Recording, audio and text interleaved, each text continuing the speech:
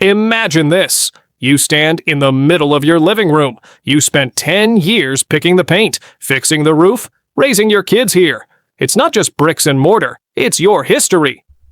Then a piece of paper arrives, a court order, and suddenly the place you call home is no longer yours. It's just an asset, a number on a balance sheet. In American family law, there is a brutal reality. The court does not care about your memories. They care about equity. And today, we are going to look at why the most emotional asset in your divorce, the house, is often the biggest trap in your legal journey. If you think you know how this works, you might be walking straight into a financial disaster. Because what happens next isn't just about dividing a property. It's about surviving the legal system.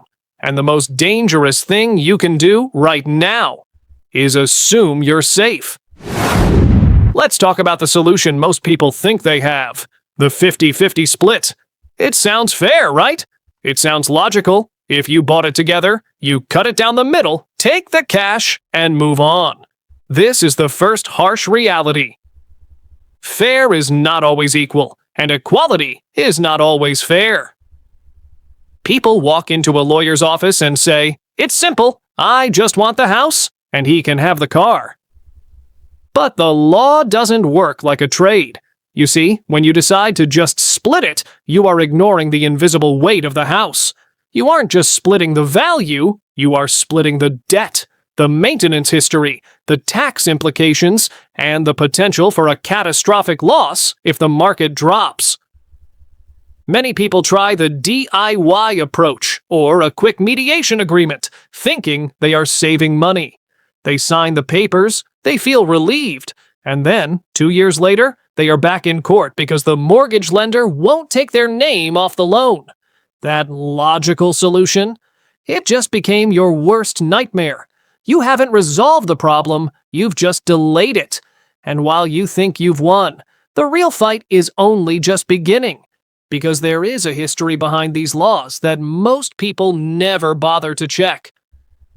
And that history is the key to understanding why you are actually losing money right now. But why is this so complex? To understand your current struggle, we have to look back. For decades in the United States, property division wasn't about equity at all. It was about title. If your name was on the deed, it was yours, period. It wasn't until the late 70s and 80s that most states shifted to what we call equitable distribution. The law realized that one partner often stayed home to care for the family, sacrificing their own career growth. The house became a symbol of shared effort, even if only one person paid the mortgage. This is where it gets dangerous. Because while the law evolved to protect you, it also made it impossible to predict the outcome. Now, judges look at contribution, future earning capacity, and even fault. You see, when you rely on this complex history, you hit the worst problem: hidden liabilities. You might win the house, but if you don't account for the capital gains tax, the underwater mortgage, or the lack of liquidity, you are technically insolvent before you even move in. You aren't winning a home, you are inheriting a burden. So, if the 50-50 is a trap, and history proves it's a gamble, what is the final solution? It's not luck, it's a strategy. You need to move from emotional decisions to strategic division. First, the buyout. If you want the house, you must prove you can refinance the loan entirely in your name. If you can't, the other spouse remains liable. And that is a liability you simply cannot afford. Second, the offset. Maybe you don't take the house, maybe you take the 401k or other assets of equal value. But you must have a professional appraisal, so don't guess the price. Don't use Zillow, use a licensed appraiser. The key is to detach your heart from the property for a moment. Calculate the net equity. That is, the value of the home minus the mortgage and the costs of selling it. Only that number is what you are actually splitting. In the end, a divorce is not just the end of a chapter. It is the beginning of your financial future. You can fight for the house, or you can fight for your freedom.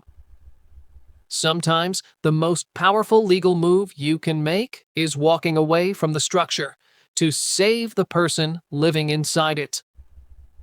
Knowledge is your strongest defense. Don't just let the court decide your future. Take control of your assets, understand your rights, and move forward with the clarity. If you found this helpful, subscribe to American Law Pro.